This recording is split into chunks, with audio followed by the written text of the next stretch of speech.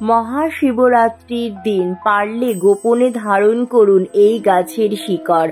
ভগবান শিবের কৃপায় আপনার জীবন থেকে দূর হবে সমস্ত বাধা বিপত্তি, আর্থিক সমস্যা, রোগ ব্যাধি, জ্বালা যন্ত্রণা। তার সাথে সাথে সুসন্তান লাভ করতে পারবেন।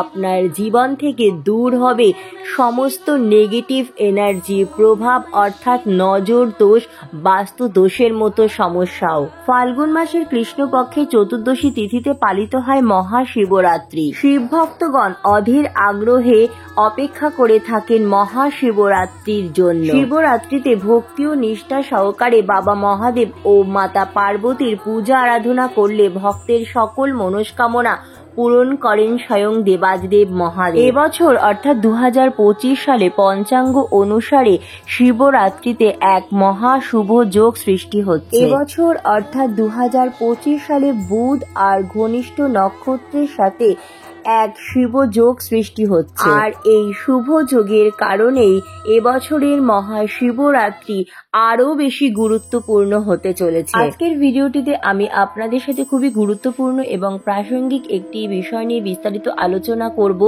তাই ভিডিওটি সম্পূর্ণ দেখার অনুরোধ রইল। সম্পূর্ণ ভিডিওটি দেখার পর কেমন লাগলো অবশ্যই কমেন্ট করে জানাবেন এবং কমেন্টে জয় শিব শম্ভু, ওম নমঃ শিবায় লিখতে একদম ভুলবেন না। ভিডিওটি ভালো লাগলে লাইক, শেয়ার ও নতুন বন্ধুরা প্লিজ চ্যানেলটি সাবস্ক্রাইব করে পাশে বেল বাটনটি অন করে নেবেন, যাতে আমার পরবর্তী ভিডিও নোটিফিকেশন খুব সহজেই আপনাদের কাছে পৌঁছে যায়। আর যে সকল বন্ধুরা অলরেডি চ্যানেলটি সাবস্ক্রাইব করে পাশে আছেন তাদের অসংখ্য ধন্যবাদ।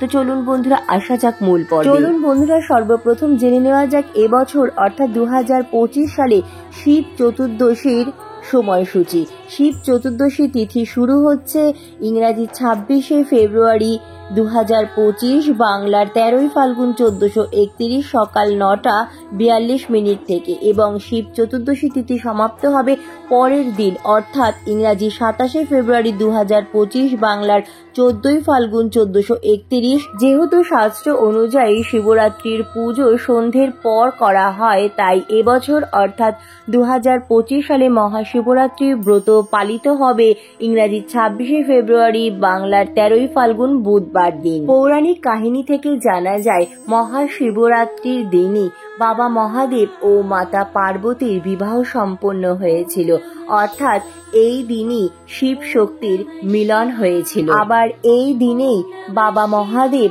সর্বপ্রথম শিবলিঙ্গ রূপ ধারণ করেছিলেন। আবার মহাশিবরাত্রির দিনেই যখন দেবী গঙ্গা তার বিশাল জলধারা নিয়ে পৃথিবীকে নষ্ট করার জন্য প্রবাহিত হয়েছিলেন, তখন ভগবান শিব পৃথিবীকে রক্ষা করার জন্য মাতা গঙ্গাকে তার জটাতে ধারণ করেছিলেন। কথিত আছে মহাশিবরাত্রির দিনে দেবাদিদেব মহাদেব তাণ্ডব নৃত্য করেছিলেন এবং তার 3 নেত্র দ্বারা সমস্ত ব্রহ্মাণ্ডকে ভস্মীভূত করেছিলেন এবং নবীন সৃষ্টির নির্মাণ করেছিলেন। বন্ধুরা, বছরের প্রত্যেক মাসেই শিবরাত্রি আসে, তাকে মাসিক শিবরাত্রি বলা হয়।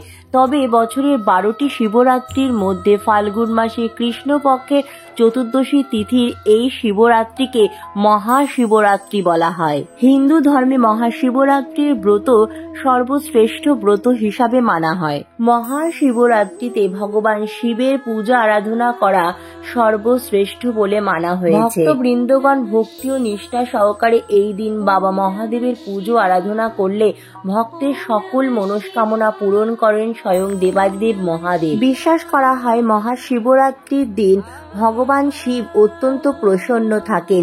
এই ধরাধামে যত শিবলিঙ্গ রয়েছে সমস্ত শিবলিঙ্গেই এই দিন ভগবান শিব স্বয়ং অধিষ্ঠিত থাকেন। তাই ভক্তি ও নিষ্ঠা সহকারে সামান্য জোগাড়েই আপনি যদি দেবাদিদেব মহাদেবকে সামান্য দুধ গঙ্গা জল ও একটি বিল্বপত্র নিবেদন করতে পারেন, তাহলেও বাবা মহাদেব আপনার মনের সকল ইচ্ছা পূরণ করবেন এবং সারা বছর আপনার উপর বাবা মহাদেবের কৃপা বজায় থাকবে। শাস্ত্র অনুযায়ী মহাশিবরাত্রি ব্রতের আগের দিন সংযম পালন করে ব্রতের দিন নির্জল উপবাস থেকে প্রহরে প্রহরে শিব শিবলিঙ্গ অভিষেক করিয়ে 4 প্রহরে 4 বার শিব পুজো করে শিবের মাথায় জল ঢেলে ব্রতকথা পাঠ করে রাত্রি জাগরণ করে পরের দিন পারণের সময়ের মধ্যে পারণের পুজো সম্পূর্ণ করে পুজোর প্রসাদ গ্রহণ করে ব্রত ভঙ্গের নিয়ম রয়েছে। এই দিন দেবাদিদেব মহাদেবের বিশেষ কৃপা পেতে যত বেশি সম্ভব পারবেন সারাদিন বাবা মহাদেবের নাম ওম নমঃ শিবায় মন্ত্র জপ, মহামৃত্যুঞ্জয় মন্ত্র জপ, ভক্তি ও নিষ্ঠা সহকারে বাবার পুজো পাঠ, তার সাথে সাথে দান ধ্যান করবেন। মহাশিবরাত্রির ব্রতের আগের দিন অবশ্যই সংযম পালন করবেন এবং ব্রতের দিন খুব সকাল সকাল পারলে ব্রাহ্ম মুহূর্তে ঘুম থেকে উঠবেন। এই দিন একদম বেশি বেলা করে ঘুমোবেন না। মনে করা হয় বেশি বেলা করে ঘুমোলে আপনার ভাগ্যও ঘুমিয়ে থাকবে, তাই অবশ্যই চেষ্টা করুন এই দিন খুব সকাল সকাল বা ব্রহ্ম মুহূর্তে ঘুম থেকে ওঠার। ঘুম থেকে উঠে বাসি বিছানায় হাত জোড় করে বাবা মহাদেবকে মনে মনে স্মরণ করে প্রণাম জানিয়ে দিনটি শুরু করুন। এরপর আপনারা ঘর বাড়ি ভালো করে পরিষ্কার পরিচ্ছন্ন করে নিন। এরপর সকাল সকাল স্নান সেরে নিন। পারলে অবশ্যই এই দিন গঙ্গা স্নান অথবা পবিত্র কোনো নদীতে স্নান করুন। মহাশিবরাত্রিতে গঙ্গা স্নানের অত্যন্ত মাহাত্ম্য রয়েছে। আর যদি সম্ভব না হয় সেক্ষেত্রে আপনারা বাড়িতেই স্নান সেরে নিতে পারেন, তবে স্নানের জলে সামান্য কর্পূর মিশিয়েও স্নান করতে পারেন। এছাড়া স্নান করে শুদ্ধ বস্ত্র পরিধান করে নিজ মস্তকে ও পুরো বাড়িতে এবং সদর দরজার সামনে ভালো করে গঙ্গা জল ছিটিয়ে দেবেন। স্নানের পর ঠাকুর ঘরে এসে বাবা মহাদেবের কাছে মনে মনে ব্রতের জন্য সংকল্প গ্রহণ করবে। এরপর ভক্তি ও নিষ্ঠা সহকারে বাবা মহাদেবের পুজো আরাধনা করবে। বিশ্বাস করা হয় মহাশিবরাত্রিতে ভক্তি ও নিষ্ঠা সহকারে বাবা মহাদেবের পুজো আরাধনা করলে আপনার জীবন থেকে সমস্ত বাধা বিপত্তি, দুঃখ, দারিদ্রতা, রোগ ব্যাধি সমস্ত কিছু খুব সহজেই দূর হয়ে যাবে। আপনার জীবন ভরে উঠবে সুখ শান্তি সমৃদ্ধিতে। শাস্ত্র অনুযায়ী নির্জলা উপবাস থেকে প্রহরে প্রহরে বাবা মহাদেবের পুজো আরাধনা করে রাত্রি জাগরণ করার বিধি রয়েছে, কিন্তু শারীরিক অসুস্থতার কারণে বা যে কোনো কারণে সকলের পক্ষে এইভাবে হয়তো ব্রত করা সম্ভব হবে না। সেক্ষেত্রে অনেকেই সারাদিন উপবাস রেখে প্রথম প্রহরে শিবলিঙ্গ পঞ্চামৃত অথবা দুধগঙ্গা জল দিয়ে অভিষেক করিয়ে পুজো আরাধনা করে ব্রতকথা পাঠ করে ব্রত সম্পূর্ণ করে নেন। আবার অনেকেই আছেন যারা সকাল থেকে উপবাস থেকে বেলা 12টার পর শিবলিঙ্গ অভিষেক করিয়ে পুজো আরাধনা করে ব্রত সম্পূর্ণ করে নেন। আপনাদের সুযোগ সুবিধা মতো আপনারা মহাশিবরাত্রি ব্রত পালন করবেন। আসলে মনের ভক্তিটাই সব। ভক্তি ও নিষ্ঠা সহকারে এই দিন বাবা মহাদেবের পুজো আরাধনা করুন। বাবা মহাদেব তাতেই আপনার উপর অত্যন্ত প্রসন্ন হবেন। এই দিন আপনারা ফল, সাবু, দুধ, মিষ্টি, শরবত গ্রহণ করে ব্রত রাখুন। ভুল করেও এই দিন কোনো রকম তামসিক খাদ্য অথবা আমিষ জাতীয় আহার গ্রহণ করবেন না বা বাড়িতেও আনবেন না। এই দিন সাদা লবণ ব্যবহার করবেন না।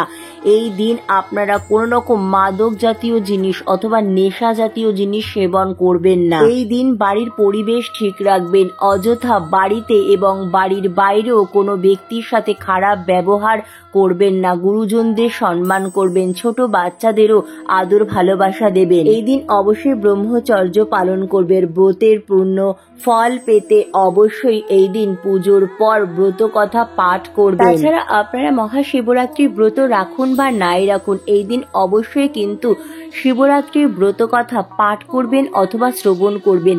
তাতে করেও আপনারা মহাশিবরাত্রির ব্রতের পূর্ণ ফলের অনেকাংশই লাভ করতে পারবেন। শিব পুরাণে এই ব্রতের মাহাত্ম্য কথা বলা হয়েছে। জেনে অথবা না জেনে অজ্ঞানেও যদি মহাশিবরাত্রির ব্রত পালন করা হয়, বাবা মহাদেবের আশীর্বাদে যমরাজের দূত সেই ব্যক্তিকে কখনো স্পর্শ করতে পারবে না। মহাশিবরাত্রির দিন ভক্তি ও নিষ্ঠা সহকারে বাবা মহাদেবের পুজো আরাধনার পাশাপাশি মনের বিশ্বাস নিয়ে সংশয় দূর করে এই গাছের শিকড় যদি আপনারা ধারণ করতে পারেন, তবে আপনাদের জীবন থেকে সমস্ত বাধা বিপত্তি নিমেষের মধ্যেই দূর হয়ে যাবে। অর্থ আগমনের নতুন নতুন পথ তৈরি হবে। অর্থ অপচয় বন্ধ হয়ে যাবে।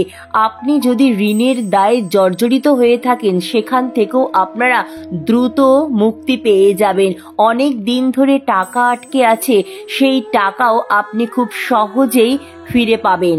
অর্থাৎ আপনি রাতারাতি কোটিপতি হয়ে যাবেন, কারণ এই গাছের শিকড়ে দেবাদিদেব মহাদেব স্বয়ং বাস করে। তাই মহাশিবরাত্রির এই শুভ দিনের এই সুবর্ণ সুযোগ একদম হাতছাড়া করবেন না, কারণ মহাশিবরাত্রি বছরে একবারই আসে। জ্যোতিষ শাস্ত্র অনুযায়ী মহাশিবরাত্রির এই পবিত্রতম দিনে শুভ সময়ের মধ্যে সঠিক নিয়ম বিধি মেনে আপনারা যদি এই গাছের শিকড় ধারণ করতে পারেন, তবে সারা বছর আপনাদের উপর বজায় থাকবে দেবাদিদেব মহাদেবের কৃপা।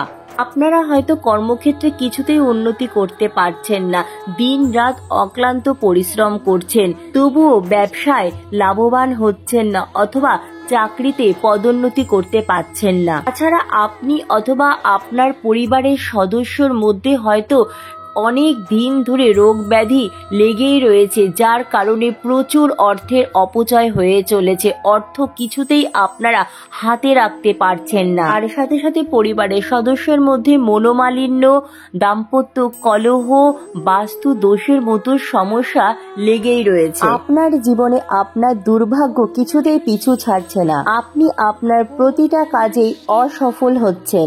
জ্যোতিষ শাস্ত্র অনুযায়ী এই গাছের শিকড় মহাশিবরাত্রির দিন যদি আপনারা ধারণ করতে পারেন, তাহলে এই সমস্ত সমস্যা থেকে আপনারা দ্রুত মুক্তি পেয়ে যাবে। এই গাছের শিকড় ধারণ করলে আপনাদের সকল মনস্কামনা পূরণ হয়ে যাবে। আপনি হয়তো আপনার মন মতো কোনো জব খুঁজছেন, খুব শীঘ্রই দেখবেন আপনার মন মতো আপনি চাকরি পেয়ে গেছেন, অথবা আপনি ব্যবসায় লাভবান হতে চাইছেন, আপনার বন্ধ হয়ে যাওয়া ব্যবসাও দেখবেন দ্রুত সাফল্যের দিকে এগিয়ে যাবে, আপনি ব্যবসায় প্রচুর লাভবান হবেন। অর্থ আগমনের নতুন নতুন পথ তৈরি হবে, কোনো না কোনো মাধ্যম থেকে আপনি ঠিক অর্থ পেতে শুরু করবে। প্রত্যেক হিন্দু গৃহস্থ বাড়িতেই তুলসী গাছ থাকে।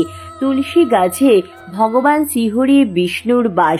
তুলসী পত্র ছাড়া ভগবান শ্রীহরি বিষ্ণুর পুজো অসম্পূর্ণ। আর তুলসী গাছকে মাতা লক্ষ্মীর স্বরূপ মানা হয়। আবার অপরদিকে সনাতন ধর্মে বহু যুগ যুগ ধরে অশ্বত্থ গাছ আর বট গাছের পুজো করা হয়। অশ্বত্থ গাছ আর বট গাছকে দেব বৃক্ষ বলা হয়। এই গাছের মধ্যে অনেক দেবদেবী বাস করেন। একইভাবে এমন অনেক গাছ রয়েছে যে গাছের মধ্যে স্বয়ং ভগবান শিবের বাস। গাছগুলির মধ্যে ভগবান শিবের দিব্য শক্তি বিরাজমান থাকে। ফাল্গুন মাসের কৃষ্ণপক্ষের চতুর্দশী তিথির এই মহাশিবরাত্রিতে অথবা যে কোনো সোমবার আপনারা যদি ভক্তি ও নিষ্ঠা সহকারে বাবা মহাদেবের পুজো আরাধনার পাশাপাশি মনের বিশ্বাস নিয়ে সংশয় দূর করে এই গাছের শিকড় ধারণ করতে পারেন, তাহলে আপনাদের জীবন থেকে দূর হবে নানান বাধা বিপত্তি। ভগবান শিবের আশীর্বাদ এবং বরদান আপনারা একসাথে লাভ করতে পারবেন। আর এই ছোট্ট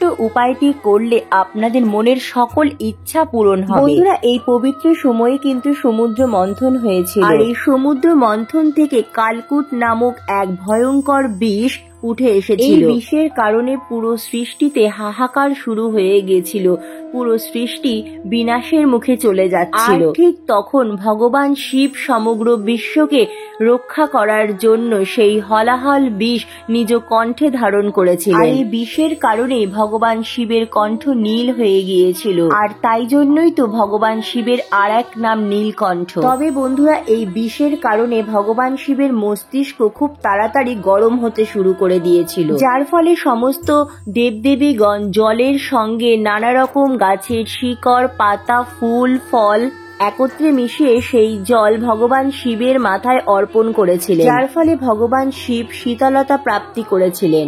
আর এই জলের মধ্যে যে গাছের ফুল, ফল, পাতা, শিকড় সব থেকে বেশি ব্যবহৃত হয়েছিল, সেই চমৎকারী গাছটি হলো দেবাদিদেব মহাদেবের অত্যন্ত প্রিয় ধূত্র ফুল গাছ। হ্যাঁ বন্ধুরা, তাই তো ভগবান শিবের ধূত্র ফুল, ফল অত্যন্ত প্রিয়। মহাশিবরাত্রির দিন খুব সকাল সকাল আপনারা ঘুম থেকে উঠবেন, এরপর স্নান সেরে নেবেন। স্নান সেরে শুদ্ধ বস্ত্র পরিধান করে 1 ঘটি জল নিয়ে চলে যাবেন ধূত্র ফুল গাছের কাছে। সর্বপ্রথম ধূত্র ফুল গাছে সেই 1 ঘটি জল নিবেদন করবেন, তারপর ধূপ দীপ দিয়ে আরতি দেখাবেন এবং তারপর হাত জোড় করে ধূত্র ফুল গাছকে প্রণাম জানিয়ে ধূত্র ফুল গাছের কাছে অনুমতি চাইবেন যে হে বৃক্ষ, আজ মহাশিবরাত্রির দিন দেবাদিদেব মহাদেবকে নিবেদন করার জন্য তোমার শিকড় থেকে সামান্য একটু শিকড় নেব। এই বলে ধূত্র ফুল গাছকে প্রণাম জানিয়ে সামান্য শিকড় আপনি তুলে নেবেন এবং চলে আসবেন বাড়িতে।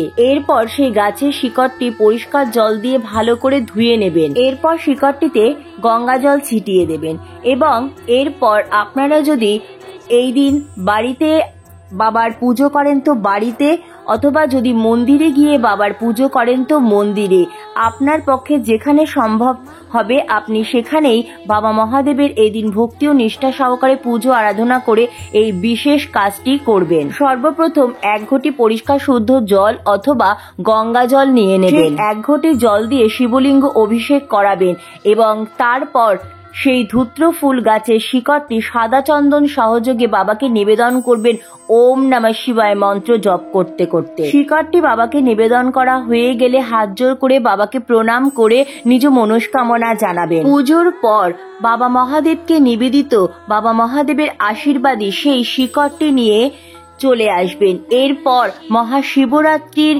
দিনই আপনারা রূপোর কিংবা তামার কোনো মাদুলি নিয়ে তাতে ভালো করে গঙ্গা জল ছিটিয়ে শুদ্ধ করে নিয়ে সেই শিকড়টি ভরে ছেলেরা ডান হাতে এবং মেয়েরা বাঁ হাতে ধারণ করবেন।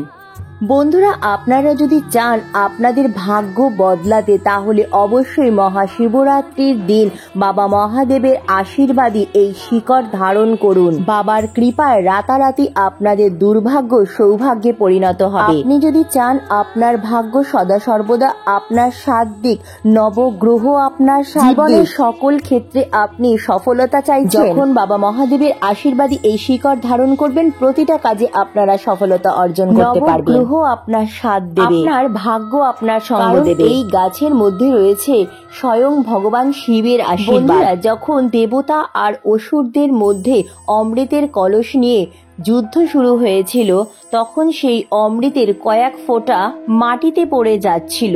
সেই অমৃতের কয়েক ফোঁটা মাটিতে না পড়ে তখন কয়েক ফোঁটা অমৃত এই গাছটির মধ্যে পড়েছিল, আর এই গাছটির নাম হলো অপরাজিতা ফুলের গাছ। বাবা মহাদেবের সাদা অথবা নীল রঙের অপরাজিতা ফুল অত্যন্ত প্রিয়। বন্ধুরা, মহাশিবরাত্রিতে এই বিশেষ কাজটি করতে আমাদের শ্বেত অপরাজিতা গাছের শিকড়ের প্রয়োজন হবে। এই গাছের মধ্যে অমৃতের কয়েক ফোঁটা কিন্তু পড়েছিল। এই গাছের মধ্যে অনেক দেবদেবী বাস করেন। আপনাদের পক্ষে যদি সম্ভব হয় এই গাছের শিকড় তুলে আনার, তাহলে মহাশিবরাত্রির দিন সকাল সকাল ঘুম থেকে উঠে স্নান করে শুদ্ধ বস্ত্রে এই গাছের কাছে গিয়ে 1 ঘটি জল নিবেদন করুন। ধূপদীপ দিয়ে পুজো আরাধনা করে এই বৃক্ষের কাছে অনুমতি চেয়ে সামান্য শিকড় তুলে নিয়ে আসুন এবং দেবাদিদেব মহাদেবকে পুজো আরাধনার পাশাপাশি এই গাছের শিকড় নিবেদন করুন এবং পুজোর পর রূপোর কিংবা তামার মাদুলিতে মনের বিশ্বাস নিয়ে সংশয় দূর করে মনস্কামনা জানিয়ে এই মাদুলিটি ধারণ করুন। দেখবেন বাবার আশীর্বাদে আপনাদের সকল মনস্কামনা পূরণ হবে, ব্যাংক ব্যালেন্স রাতারাতি বাড়তে শুরু করবে। বন্ধুরা, এই দুটি গাছের মধ্যে যেটি আপনাদের পক্ষে সম্ভব আপনারা সেই গাছের শিকড় মহাশিবরাত্রির দিন ধারণ করতে পারেন। অনেক অনেক ধন্যবাদ ভিডিওটি দেখার জন্য। নমঃ শিবায় নমঃ। জয় শিব শম্ভু।